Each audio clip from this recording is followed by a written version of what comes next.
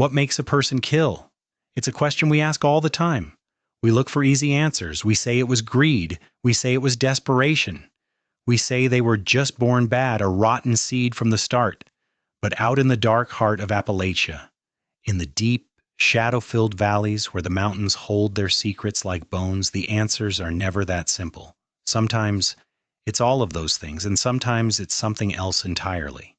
This is a story about those mountains, and about a woman who used their silence to her advantage. It's a story that'll crawl under your skin and stay there. Before we dig in, tell me in the comments, what's the oldest, darkest story from your hometown? The one the old-timers still whisper about? Let me know. Because I guarantee it's not as dark as this one. Our story begins in the year 1883. The place is Western Virginia, Greenbrier County. This isn't the Virginia of rolling plantations and genteel manners.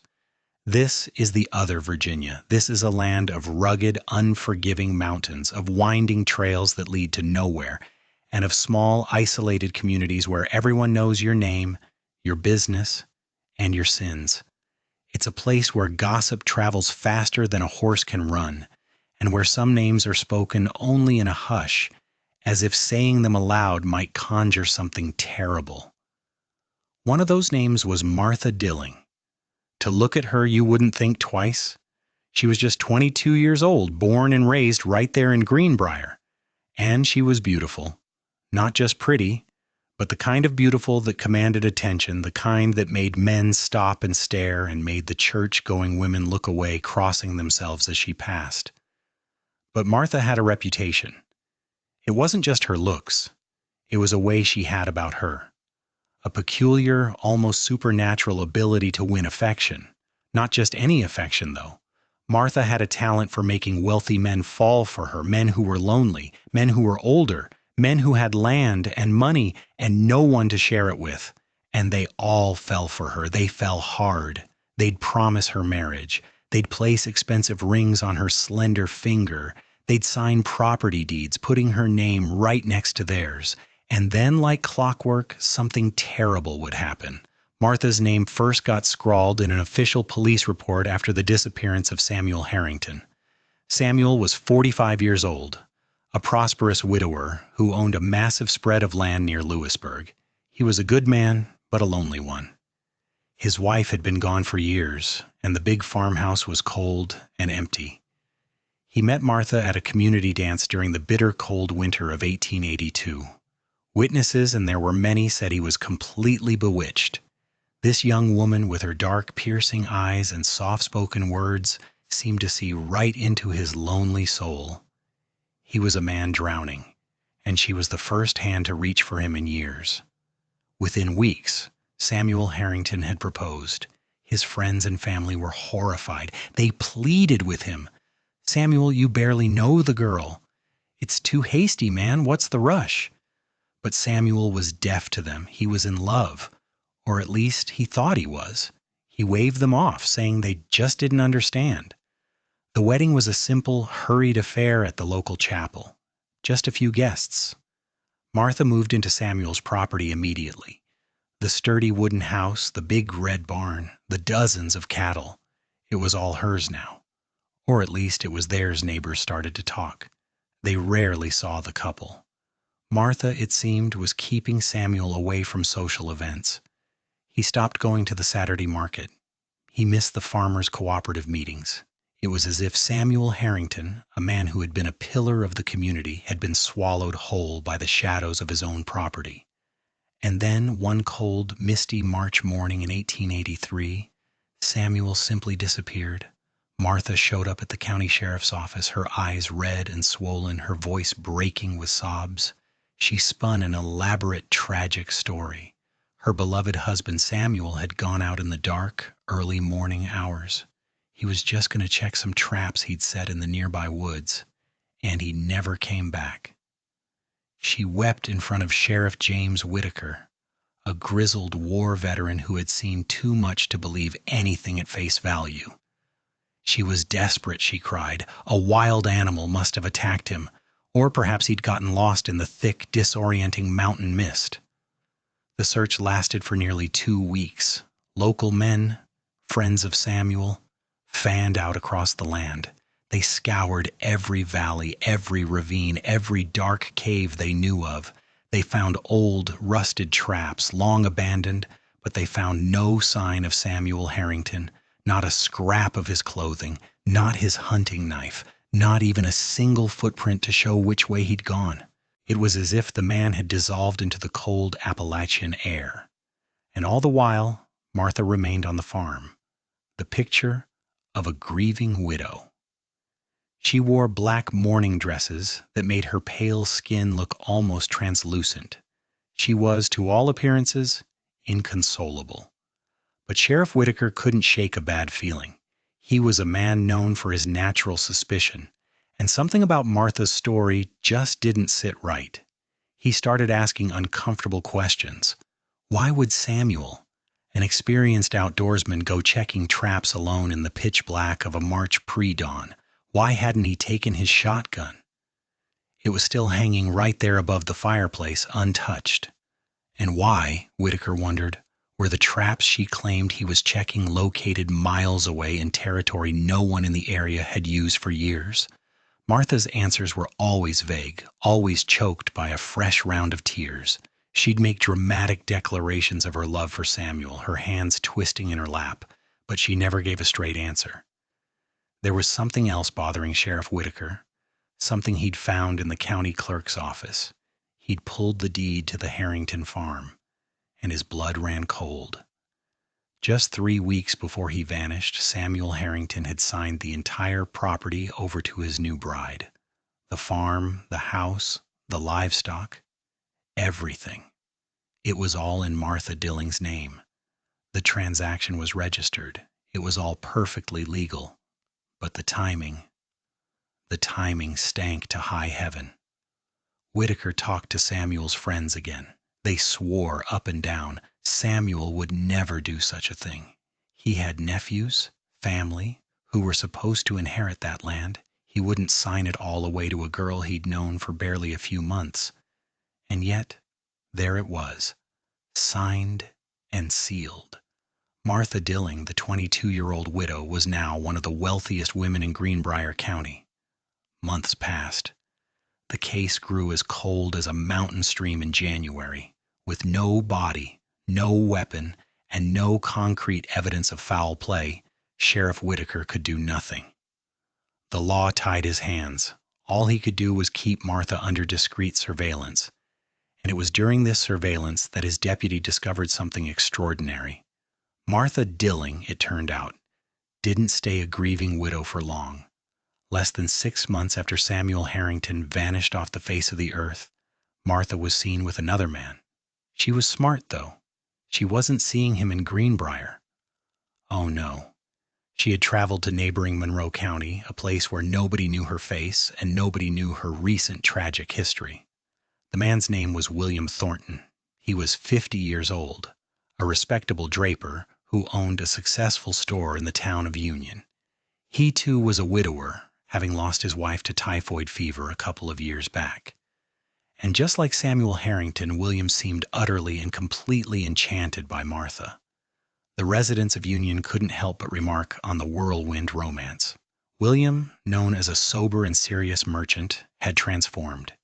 He was suddenly a passionate, love-struck man talking incessantly about his beautiful, dark-haired bride-to-be. The wedding was scheduled for the fall of 1883, but this time someone was paying attention. A distant cousin of Samuel Harrington, who had business in Monroe County, heard the rumors. He heard the name Martha and the description of the mysterious, beautiful woman who had charmed the town's most eligible widower, and he felt a chill of recognition. He sent an anonymous letter to the authorities in Monroe County. The letter was short, but its message was terrifying. It warned them about Martha Dilling. It told them about the strange, identical circumstances of her first husband's disappearance. And it ended with a chilling suggestion. William Thornton might be in mortal danger. The Union Marshal, a practical man named Elias Page, was skeptical at first. Anonymous letters were usually the work of jealous neighbors or crackpots, but something about this one, it was too specific. As a precaution, he decided to do a little digging. He sent a telegraph to Sheriff Whitaker over in Greenbrier asking what he knew about a Martha Dilling. Whitaker's reply was immediate. "Keep her in your sight. I am coming." That's when the threads began to pull. That's when the authorities from 2 counties sat down in a dusty office laying out what they knew. And that's when they realized that Martha Dilling wasn't just a mysterious, unlucky widow. She was quite possibly something much, much darker. Sheriff Whitaker brought his files.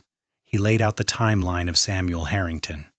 The quick marriage, the property transfer, the disappearance. Marshall Page, unsettled, decided to check his own county records just in case. And then he decided to check the records of the surrounding counties too. What they uncovered in the old, moldering archives would make anyone question everything they thought they knew about love, about greed, and about the terrible secrets the Appalachian Mountains could hold. The Greenbrier County records revealed something no one in Monroe County could have expected. Marshall Page had been working with Sheriff Whitaker, and together they made the first shocking discovery. Samuel Harrington had not been Martha's first husband. There had been another. His name was Thomas Beckley.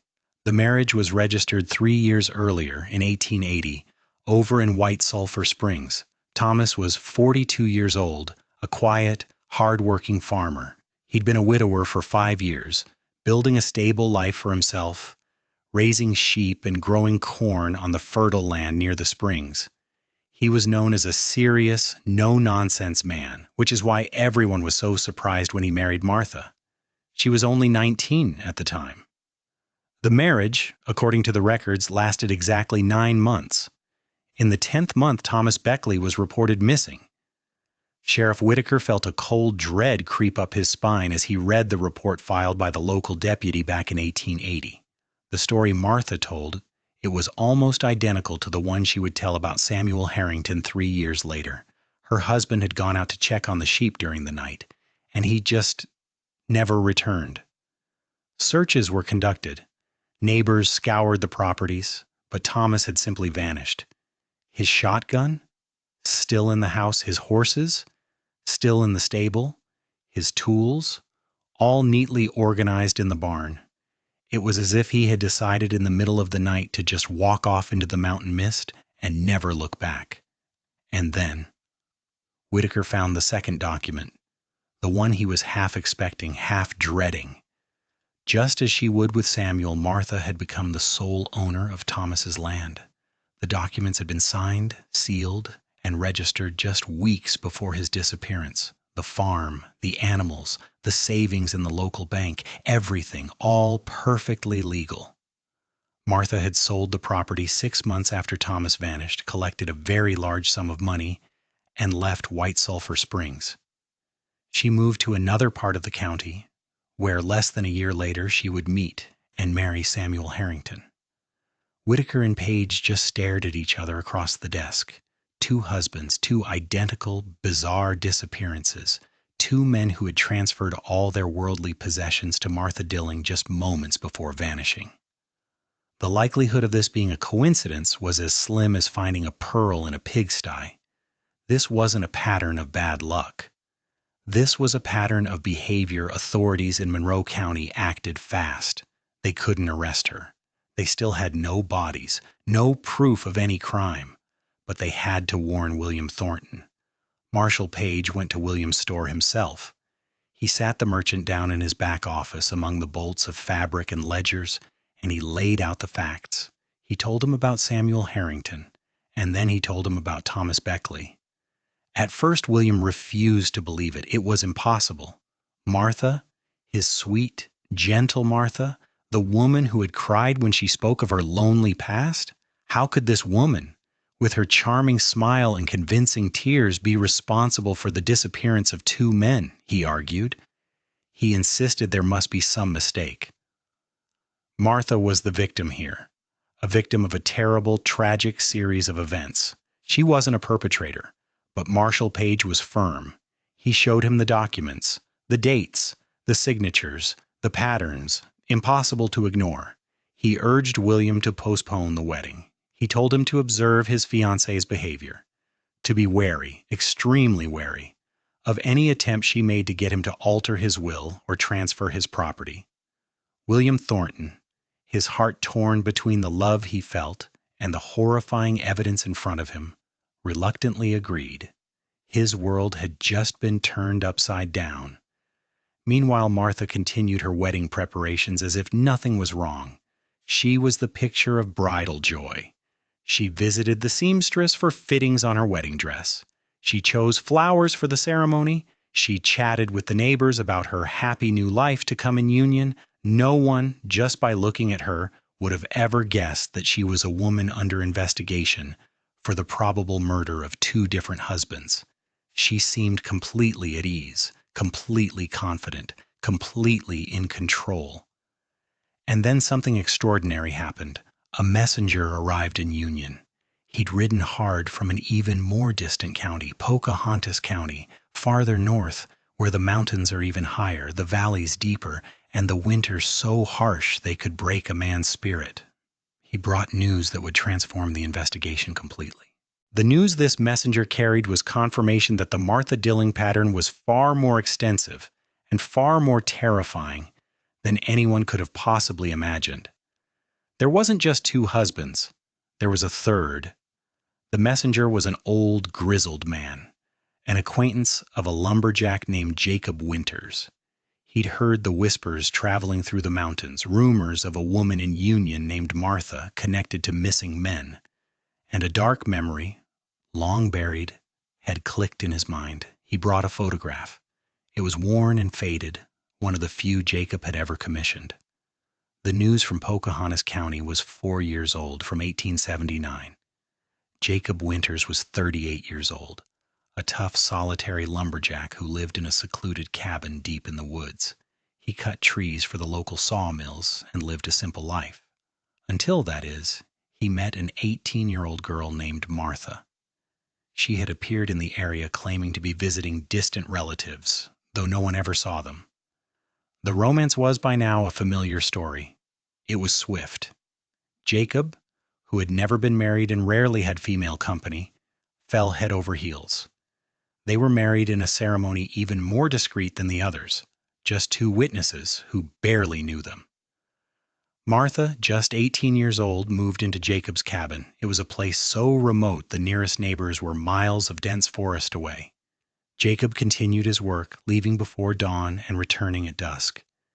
8 months after their wedding, Jacob Winters disappeared. Martha had shown up in the nearest village telling a story that was now chillingly familiar. Her husband had gone out to fell some trees and he had simply never returned. The search, in such a dangerous and remote region, was minimal. Logging accidents were common. Trees could fall. Ravines could swallow a man whole. Bears were a constant threat. Authorities assumed Jacob had fallen victim to one of these hazards. Martha sold Jacob's tools, his cabin, and the small plot of land he owned. She left Pocahontas with a considerable sum of money for a girl her age, and she was never seen in that area again. Until now, no one had connected that disappearance to the others. Pocahontas was isolated. News traveled slow, and Martha had used only her first name during her stay. But the messenger, this old friend of Jacob's, had the photograph. He laid it on Marshall Page's desk. The image showed a couple standing in front of a rustic log cabin. The man was clearly Jacob Winters, thick-bearded and dressed in work clothes. And the woman beside him, with her simple dress and those same piercing, unforgettable eyes, was unmistakably Martha Dilling. 3 husbands, 3 disappearances, 3 property transfers, all signed shortly before the men vanished. The pattern was complete. It was impossible to deny, impossible to ignore. Martha was no unlucky widow. She was something far more calculated, far more patient, and far more dangerous. And William Thornton, the love-struck merchant in Union, wasn't her 3rd fiancé. He was her 4th. The authorities knew they had to act, and act fast, but they were in a terrible bind. How could they arrest someone for crimes when they had no bodies, no eyewitnesses, no confessions? The legal system of the 1880s demanded concrete proof, and all they had was a terrifying, suspicious pattern and a stack of coincidences too disturbing to ignore. A clever lawyer could tear their case to shreds. Martha could walk free, and William Thornton would be left unprotected. Sheriff Whitaker and Marshal Page made a risky, desperate decision. Instead of arresting Martha immediately, which would surely fail, they decided to set a trap. They would observe her. They would let her think her plan was working. They would wait, and they would pray that she would make a mistake, that she would slip up, that she would do something that would finally reveal her methods and lead them to the proof they so desperately needed. They assigned men to discreetly stake out the house where Martha was staying. They monitored her every move, every person she spoke to, every trip she made to the dressmaker or the market. It was a delicate, nerve-wracking operation. If anyone was spotted, if Martha suspected anything, she could bolt. She could disappear, just as her husband's had, and restart her entire operation in another state, under another name. William Thornton, now fully and horrifyingly convinced of the danger he was in, agreed to cooperate. His life depended on it. He would play the part of the loving fiancé. He would continue the engagement. He would keep up all appearances, but he would be a spy for the police, alert for any sign that Martha was planning her next move. The merchant, pale and shaking, admitted to the marshal that his cooperation might be easier than they thought. In recent weeks, Martha had already begun. She had started asking subtle questions. Questions about his finances, about the ownership deeds to his store, about the documents that proved he owned his house. She had suggested, oh so innocently, that it would be romantic, a true sign of their undying love, if he would just put her name on the property papers, just to make her feel secure. William confessed that he had almost agreed. Martha, he said, had a peculiar way of making it all sound like a declaration of love. She could transform a dry legal transaction into a grand romantic gesture. She knew exactly when to cry, exactly when to smile, exactly when to touch his arm with a calculated delicacy that could melt any man's resistance. Now knowing what he knew, William saw those gestures in a completely different and terrifying light. What had once seemed like genuine love now revealed itself as meticulous, cold-blooded manipulation. The weeks crawled by. The wedding day, still officially on the calendar, loomed closer and closer. Martha seemed to grow more anxious, though she hid it well behind a mask of bridal joy. The investigators, watching her through William, noted that she began asking him more directly about the property documents. "When will you sign the transfer, my love? The lawyer is taking so long." She argued that it would be so much more practical to have all the paperwork sorted out before the ceremony. That way, she'd whisper, they could begin their married life without any boring bureaucratic concerns to worry about. William, following the script from the sheriff, postponed. He made up excuses. His lawyer was busy. The paperwork needed a review. There were technicalities. It was during one of these conversations, one of these moments of her pushing and him deflecting, that Martha finally let something slip. She was frustrated with William's delays, annoyed, and in that frustration she made a comment. She said that her previous marriages had been so much simpler that Thomas and Samuel and even Jacob had understood the importance of demonstrating trust. She mentioned all three names casually, as if they were just passing references. But to William, who was listening with every fiber of his being, it was an indirect confession. Martha had always denied knowing a Jacob Winters when asked about her background. She had just admitted to it. William immediately and secretly reported the conversation to the authorities. Sheriff Whitaker saw his opening. It was a sliver of light, but it was there. If Martha had voluntarily mentioned Jacob, perhaps she could be tricked into talking more. Perhaps, in her arrogance, believing William was still under her spell, she could be goaded into revealing something that would incriminate her. A careful, dangerous plan was devised. William would invite Martha to his home for a private dinner. He would tell her it was to discuss their future and finally sort out the paperwork. Hidden in the adjacent rooms in the pantry and the study, Sheriff Whitaker and two deputies would be listening. They would be silent as ghosts. They would write down every single word, and they would wait for the revelation that could finally bring her down. The dinner took place on a cold, dark October night in 1883. William's house in downtown Union was quiet. Martha arrived wearing a dark green dress that accentuated her eyes, her hair tied in an elaborate updo that must have taken hours. She wore a radiant, confident smile. But William, now hyper-aware of every detail, noticed something different in her gaze, a hardness, a cold, flat intensity he had never seen before. Dinner began. Small talk, the wedding dress, the guests. The deputies waited in the darkness, pencils poised. Gradually, William, his heart pounding so hard he was sure she could hear it, steered the conversation into more delicate territory. He mentioned that he was curious about her past, her experiences with her previous marriages. He wanted to know how she had overcome the terrible, terrible tragedies of losing 3 husbands in such mysterious ways. Martha visibly tensed. Her fingers gripped her fork. Her practiced sparkle faded just a little. She replied that she preferred not to talk about those painful times, that looking back only brought suffering, that she wanted to focus on their happy future. But William, coached by the sheriff, gently insisted.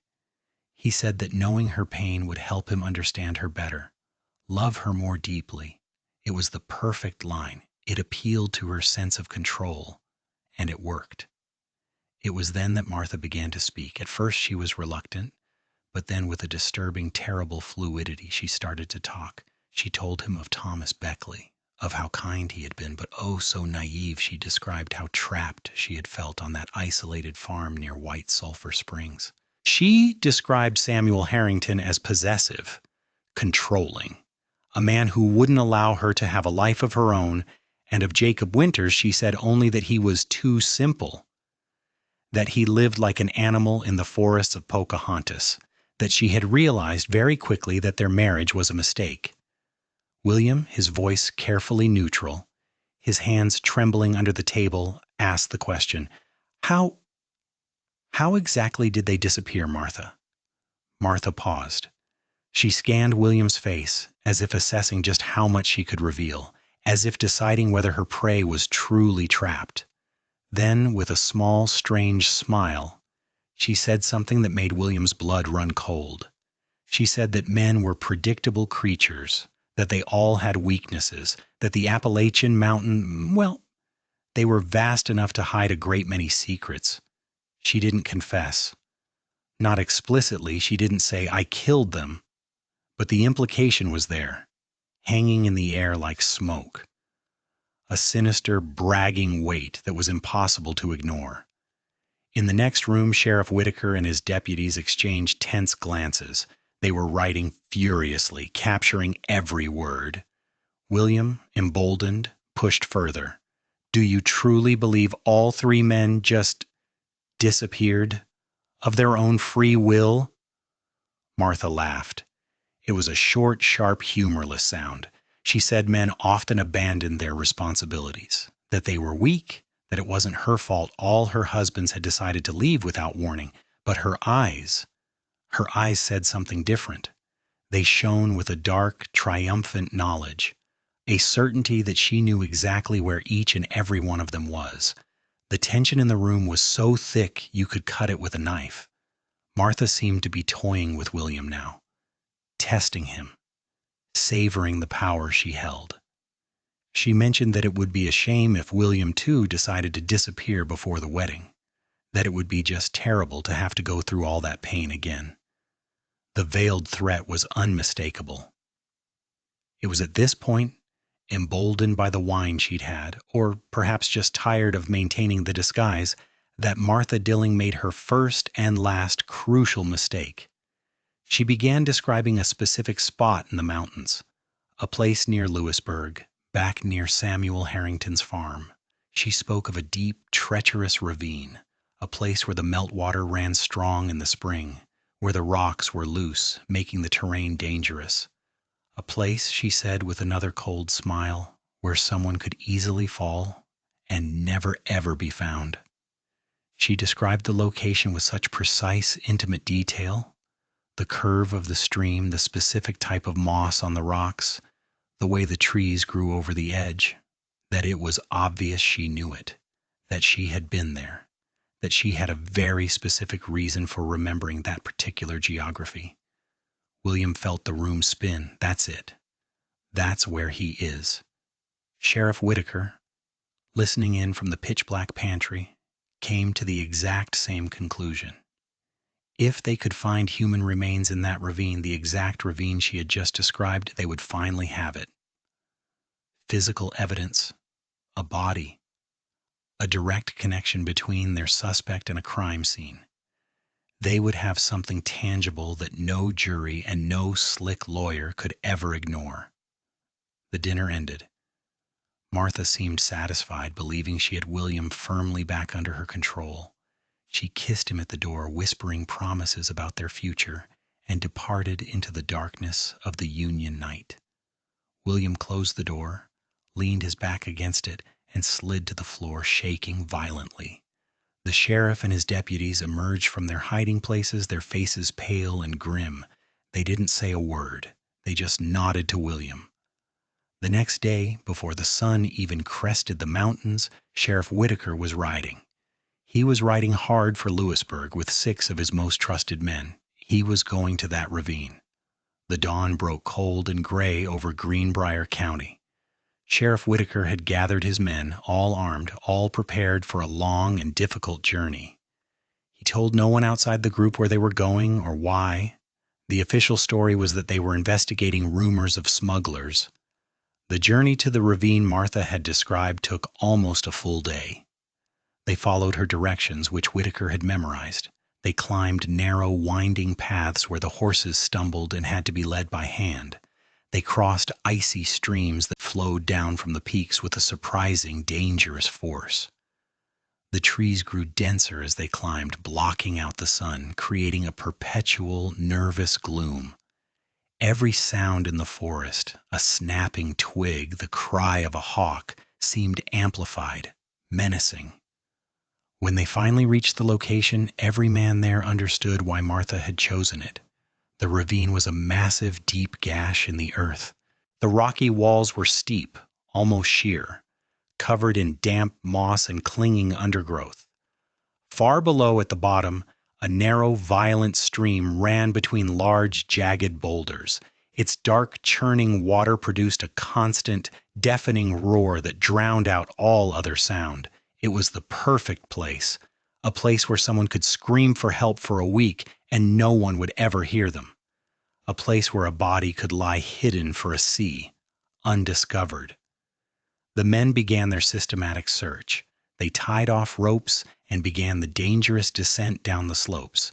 They examined every crevice in the rocks. They scoured the banks of the stream, probing the piles of branches and debris that had washed down from above. The work was dangerous. The rocks were slick. One slip meant a broken leg or worse. It was exhausting, miserable work, but every man was determined. If there was a body down there, they had to find it. Justice for Samuel Harrington and for the other men depended on it. It was late in the afternoon. The sun was already beginning to sink behind the high mountain peaks, casting the ravine into an even deeper, colder shadow. One of the deputies, a young man named Hatcher, made the discovery. He was examining an area where the stream made a sharp bend, creating a small, swirling backwater. There, partially buried under a winter's worth of dead leaves and thick sediment, he saw it. It wasn't much. Just a piece of dark, rotted fabric snagged on a submerged branch. He called the sheriff over. They began to dig carefully with their hands in the mud and cold water, and they found them. Human bones. Not a complete skeleton. The violent stream had done its work, scattering them, but there were enough fragments to confirm it. This was a human. Sheriff Whitaker ordered the search to expand, to focus entirely on that one small area. The men worked with a new, grim urgency, and the more they searched, the more they discovered. More bones, scattered among the rocks. Some still had fragments of rotted tissue clinging to them. They found pieces of deteriorated clothing. They found a row of metal buttons, the kind from a man's heavy waistcoat. And then they found the belt buckle. One of the older deputies, a man who had known Samuel Harrington for 20 years, went pale. He picked it up, his hand trembling. "Sheriff," he said, his voice hoarse, "I recognize this. This was Samuel's. I'd swear to it on a Bible." But there was something more disturbing. The bones weren't just randomly scattered, as they would be if someone had simply fallen. They were concentrated, and the skull, which they found lodged between two boulders, had a clear spiderweb fracture in the back, a fracture that looked to Whitaker's experienced eye like it had been caused by a heavy, blunt object. This wasn't an accidental fall. This wasn't a man who got lost. This was evidence of a brutal, cold-blooded murder. The sheriff ordered his men to carefully collect every bone, every scrap of clothing, every button. They wrapped everything in oilcloth tarps and began the long, silent journey back to Lewisburg. They rode in the dark, the mood grim. These weren't just anonymous bones anymore. This was Samuel Harrington, or what was left of him, finally found. When they arrived in Lewisburg the next morning, Whitaker moved fast. He immediately sent messengers to Monroe County, to White Sulphur Springs, and to Pocahontas. It was time. It was time to coordinate searches at the other locations, to look for Thomas Beckley near his old farm, to look for Jacob Winters in the deep Pocahontas woods. If Martha had used this method for Samuel, if she had specific, hidden locations where she disposed of her husbands, perhaps they could find the others as well. Meanwhile, back in Union, Martha Dilling remained completely, blissfully unaware of the discovery. She was seen visiting the seamstress for the final fitting of her wedding dress. She was seen buying flowers to decorate the church. She was heard chatting animatedly with neighbors about the cake that would be served at her wedding reception. To any casual observer, she was just an excited, happy bride counting down the days. But the deputies assigned to watch her noticed something different. A new restlessness in her movements. A way she kept glancing at the mountains in the distance, as if calculating, as if considering escape routes. Sheriff Whitaker knew he had to act before she got spooked, before she realized they had found Samuel. He called an urgent late-night meeting with the county judge. He presented the evidence, the bones from the ravine, the notes from the dinner conversation where she had described the ravine, the photograph of Jacob Winters, the property deeds from all 3 counties. The judge, an elderly man who had seen his share of darkness, was visibly shaken. He immediately issued an arrest warrant for Martha Dilling on suspicion of the murder of Samuel Harrington. The arrest was planned for dawn.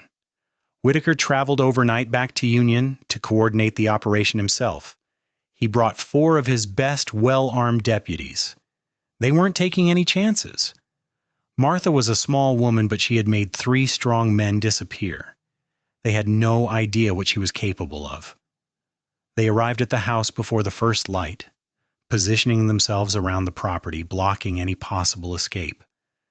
As the sky began to brighten from black to a bruised purple, Sheriff Whitaker walked up the steps and knocked on the front door. A long, heavy silence. He knocked again, louder this time.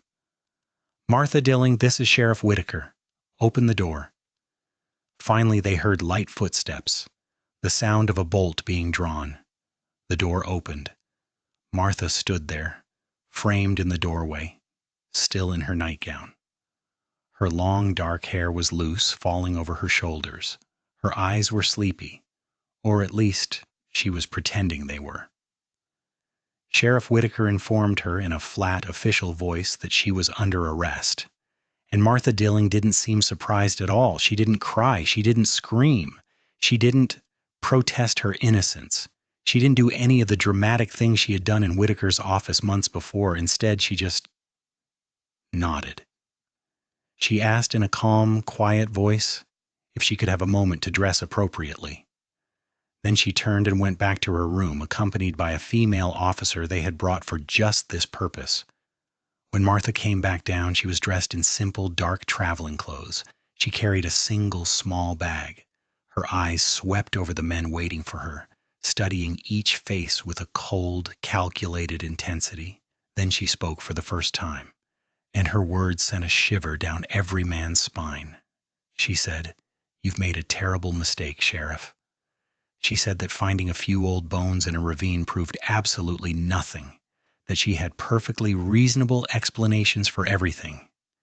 And then with a small, cold smile, Martha added something that made the deputies wonder just how many other victims there really were.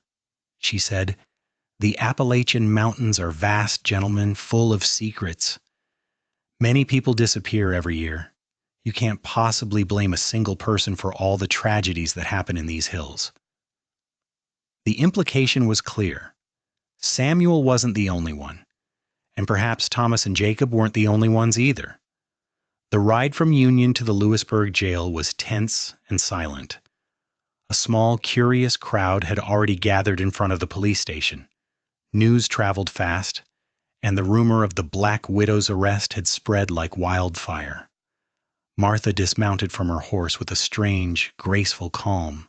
She held her head high, completely ignoring the whispering, staring crowd. She looked, for all the world, like she was arriving for a social engagement, not being escorted to a cell on a charge of murder. Her unshakable composure was, perhaps, the most disturbing thing of all. The cell they put her in was in the basement. Damp, cold stone walls, a narrow cot, a small barred window that let in only a sliver of gray light. The interrogations began that afternoon. Sheriff Whitaker and the county prosecutor, a sharp, meticulous man named Nathaniel Grimshaw, sat across from her. They laid it all out on the table.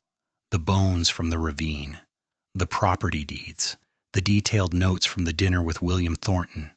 It was an impressive pile of circumstantial evidence, but they both knew it wasn't enough. They needed a confession, or they needed the other bodies. Martha surveyed the items on the table with what looked like polite disinterest. When Prosecutor Grimshaw began his questions, she answered in that same calm, measured voice. Yes, she had been married to all those men. Yes, they had all tragically disappeared. Yes, she had inherited their property. But no, she had nothing to do with it. She was just an unlucky woman. A woman who had been loved so much by these men that they insisted on giving her their property as a sign of their devotion. A woman who had then tragically lost them to the unpredictable dangers of mountain life. She even managed to produce a single perfect tear, letting it roll down her pale cheek. It was a masterful performance. But Grimshaw and Whitaker weren't buying it. They pressed her. They confronted her with the skull fracture, with the fact that Samuel's gun was still on his wall. Martha had an answer for everything, an alternative explanation for every coincidence, a plausible if unlikely story for every suspicious situation. She had clearly spent a lot of time thinking, preparing her defenses, constructing a narrative that was almost impossible to completely dismantle. As the interrogation dragged on for hours, both men grew exhausted and frustrated. She was a brick wall. Meanwhile, the other search teams were running into trouble. The team sent to Pocahontas to find Jacob Winters' cabin was lost in a vast, unforgiving wilderness. The cabin, abandoned for 4 years, was barely a ruin. The forest had reclaimed everything. Finding a single grave in thousands of acres of dense woods, it was impossible. The team in White Sulphur Springs looking for Thomas Beckley was having no more luck. The farm had been sold twice since Martha left. The new owners had no idea where an old property line might have been. The fields had been plowed and replowed. Any grave would be long gone. Martha Dilling sat in her cell, refusing to eat, refusing to speak. And she might have gotten away with it, if it hadn't been for Elizabeth Marsh. An elderly woman, frail and walking with a cane, showed up at the Lewisburg police station. She said she had information about Thomas Beckley. Her name was Elizabeth Marsh, and she had been Thomas's neighbor back in 1880. She told the sheriff that she had always found Martha strange. There was something calculating in the young girl's eyes. Elizabeth said that a few weeks before Thomas disappeared, she had been walking past their property and heard a terrible argument coming from inside the house. Thomas's voice was loud, agitated, almost desperate. But Martha's voice, she said, remained low, controlled, chillingly calm. Elizabeth couldn't hear the words, but the feeling of it had made her hurry on her way. But that wasn't all. Elizabeth Marsh then told the sheriff the most important part. A few days after Thomas was reported missing, she had seen Martha, alone, on the property. Martha was carrying heavy gardening tools, a shovel and a pickaxe. She was walking toward the dense wooded area at the far back of the farm. Elizabeth had thought it was strange at the time. What was a young woman doing digging in the woods, all alone? But she'd dismissed it. Until now. Until she heard about Martha's arrest. And suddenly, that image of the 19-year-old Martha walking into the woods with a shovel and a pickaxe took on a terrifying, sinister new meaning. Sheriff Whitaker's eyes lit up. This was it. He immediately dispatched a messenger to the White Sulphur Springs team. He gave them new specific instructions. Stop searching the fields. Start digging in the woods. The team in White Sulphur Springs, armed with Elizabeth Marsh's testimony, refocused their efforts. The wooded area behind Thomas Beckley's old farm was dense and dark, the ground covered in a thick carpet of leaves built up over 3 years. They began to search, probing the soil with long metal rods. They were looking for anything. A subtle depression in the ground, earth that felt softer, more disturbed than the hard-packed virgin soil around it. It took 3 days. 3 days of grueling, frustrating work. And then one of the men hit something. It wasn't a rock. It was too soft. They began to dig carefully with their hands and trowels. They found soil that had clearly been turned. It was looser, mixed differently. They dug deeper. 2 feet, 3 feet, 4 feet down, their shovels hit something solid. It was bone. They worked frantically now, clearing the earth. It was a human skeleton. It had been buried in a position that suggested the body had been placed there deliberately. And there was something else.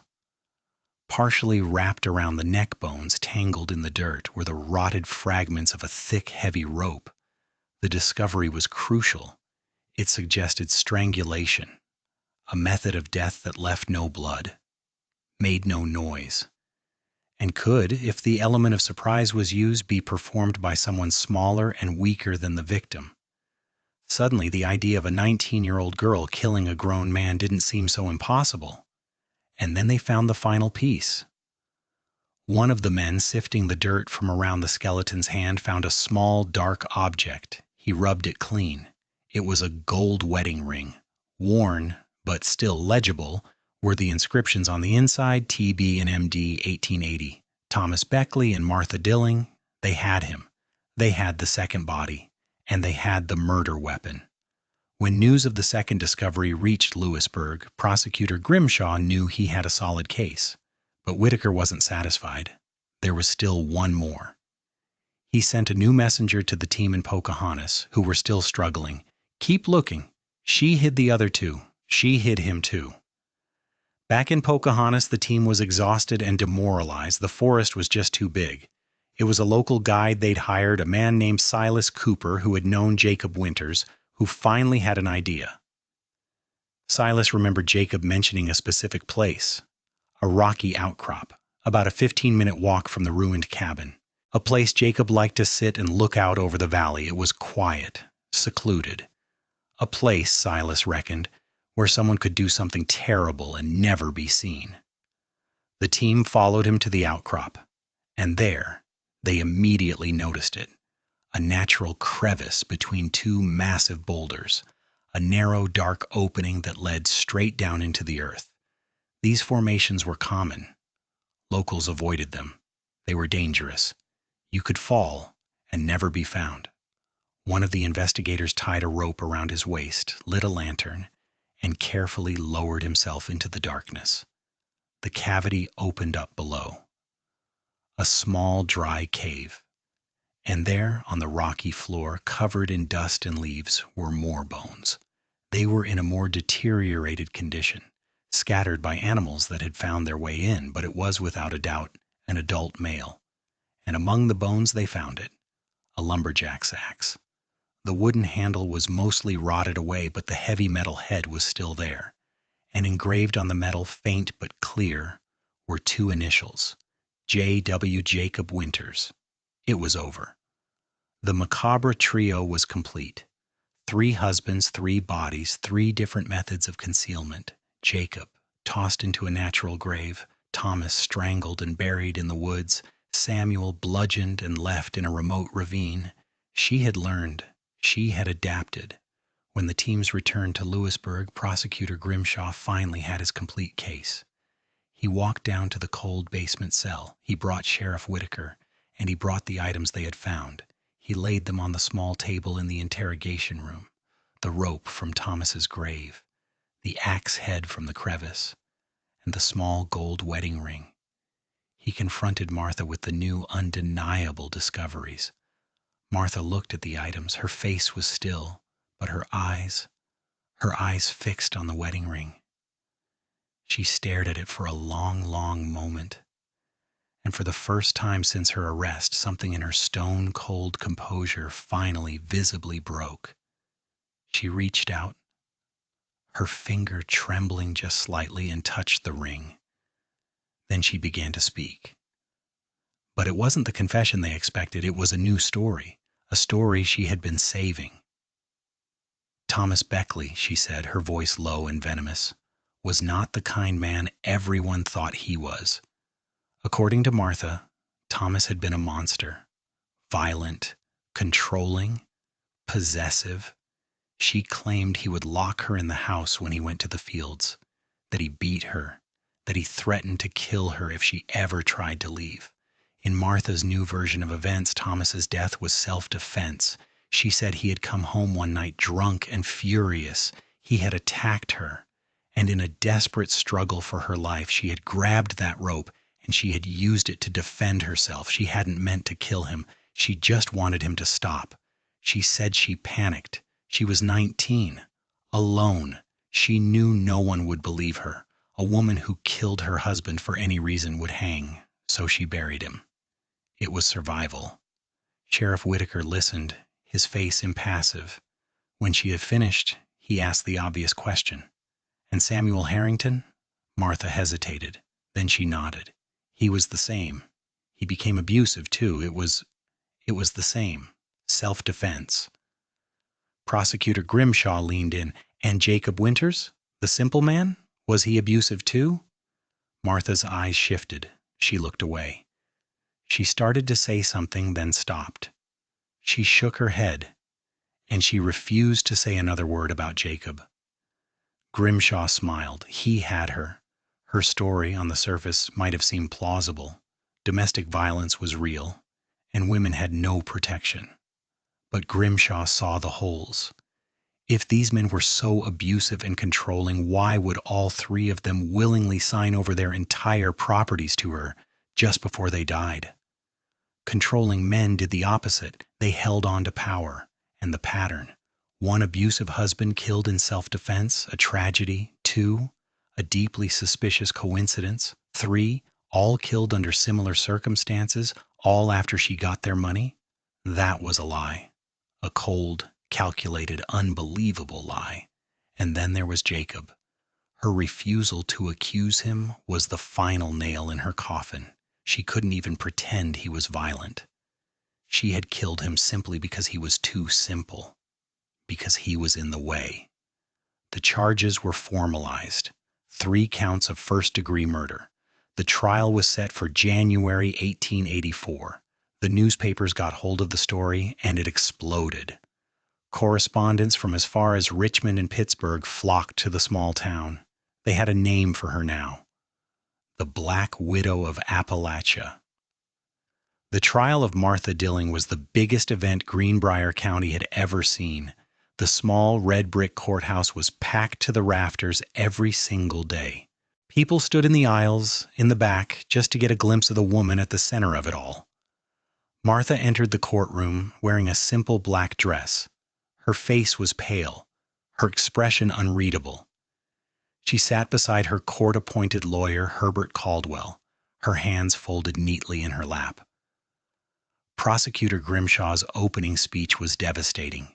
He painted a picture, not of a victim, but of a cold-blooded, systematic predator. This woman, he declared, pointing a finger at Martha, is not a grieving widow. She is a hunter, and her prey is lonely, wealthy men. He laid out the pattern, step by step, for the jury. The seduction, the quick marriage, the transfer of property, and then the convenient and final disappearance. He called his witnesses. William Thornton, his voice shaking, took the stand. He recounted the dinner. He told the jury how Martha had pressed him for his property and how she had, in her arrogance, described the exact ravine where Samuel Harrington's body was later found. Elizabeth Marsh, the elderly neighbor, took the stand.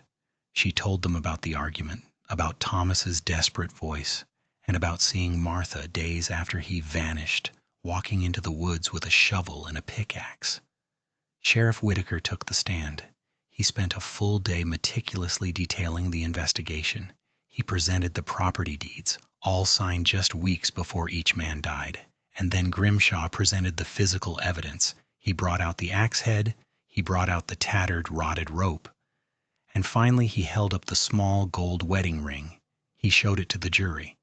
This ring, he said, his voice ringing with contempt, was supposed to be a symbol of love, but in the hands of Martha Dilling it became an instrument of betrayal, an instrument of murder.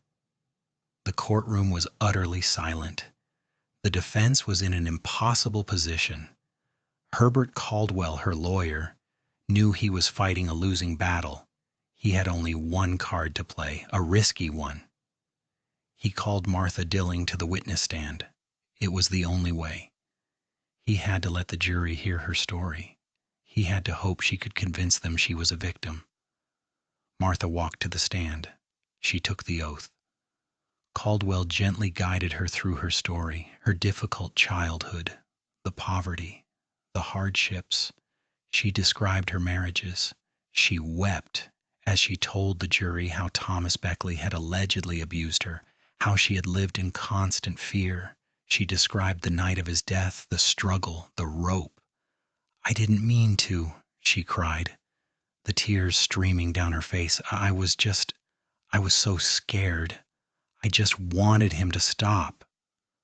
When Caldwell asked why she hid the body, she had her answer ready. "Who would have believed me?" she sobbed. "I was a poor girl. He was a rich man. They would have hanged me. I was just trying to survive." It was a powerful performance. Some of the men on the jury looked uncomfortable. Maybe, just maybe, it was working. And then it was Grimshaw's turn. The prosecutor stood up, adjusted his glasses, and walked toward her. He wasn't yelling. He was calm, surgical. He pressed her for details. "If Thomas was so violent, Mrs. Dilling, why did none of your neighbors ever see a single bruise? Why did you never seek help from the church?" Martha stammered. Her answers became vague, contradictory. Then Grimshaw went for the kill. He asked about the property transfers. If these men were so cruel, why did they all, every single one, sign over their fortunes to you, a woman they barely knew, just before they tragically died?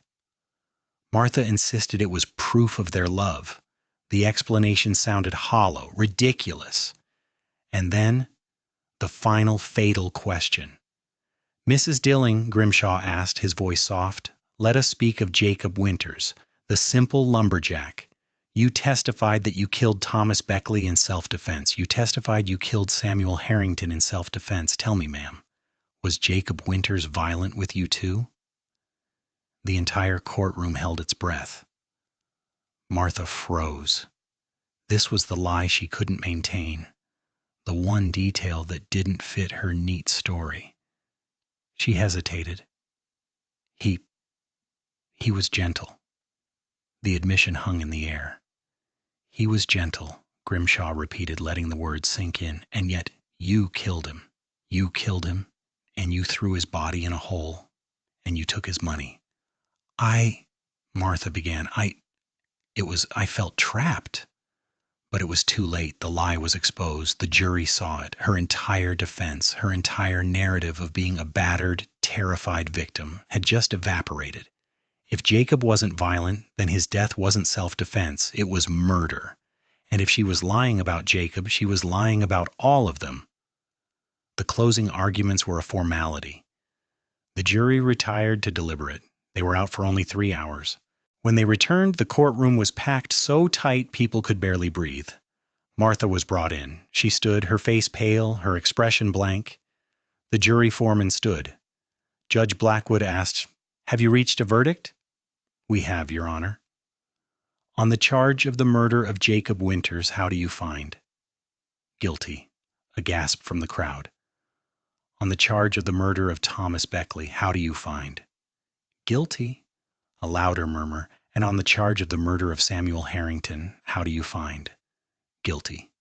Guilty. Guilty. Guilty." Martha Dilling remained completely still, her face a mask of stone. She had lost. And in 1884, for 3 counts of first-degree murder, the penalty was not prison. It was death. The sentencing was a week later. When the judge asked Martha if she had anything to say before the sentence was finalized, she slowly rose to her feet. The courtroom expected tears, a plea for mercy, a final desperate confession. They got none of it. For the first time, her voice was clear and strong, ringing through the room. She said, "I did what I had to do to survive in a world that offers no honest path for a woman like me." She looked at the judge, at the jury, at the crowd. "If this world judges me a monster," she said, then perhaps it should look at its own reflection and ask what kind of monsters it creates." Those were her last words to the court. The execution date was set for March 23, 1884. The gallows were built in the courtyard behind the police station. On the morning of the execution, a crowd of hundreds gathered to watch. Martha was led from her cell. She wore a simple gray dress. She walked to the gallows with firm, steady steps, refusing any help from the guards. When she reached the platform, Sheriff Whitaker asked her if she had any final words. She stood there for a long moment, looking out over the crowd, and then up at the dark, ancient mountains that surrounded them. She spoke. Her voice was quiet but clear. "The Appalachian Mountains hold many secrets," she said. "Some stories will never be told. And those of you who judge, you should remember that you never, ever know the full story of any human life." The black hood was placed over her head. The rope was tightened. At the sheriff's signal, the executioner released the trap door. Martha Dilling was dead. No one ever came to claim her body. Not her mother. No family, no friends. She was buried, as the court had ordered, in an unmarked grave in the county cemetery, a simple pine box shoveled over with dirt and forgotten. The years passed. The world changed. But the story of Martha Dilling never really went away. It seeped into the soil of Greenbrier County. It became a local legend, a ghost story, the Black Widow of Appalachia. But even today, the question remains, the one we started with: what made her kill? Was she a cold, calculating monster born with a heart of ice, driven by pure greed? Or was there a grain of truth in her final words? Was she a product of her time? A desperate woman in a world that gave her no power, no choices, and no way out, except for the one she carved for herself, with a rope and an axe, and a push into a dark ravine. Was she a villain, or was she a victim who became a monster? What do you think? Let me know your thoughts down in the comments. This is one of the darkest, most complicated cases I've ever come across, and I want to know where you land on it. And if this journey into the dark heart of the mountains chilled you to the bone, Don't forget to hit that subscribe button and turn on notifications. You won't want to miss the stories we have coming. Thanks for watching.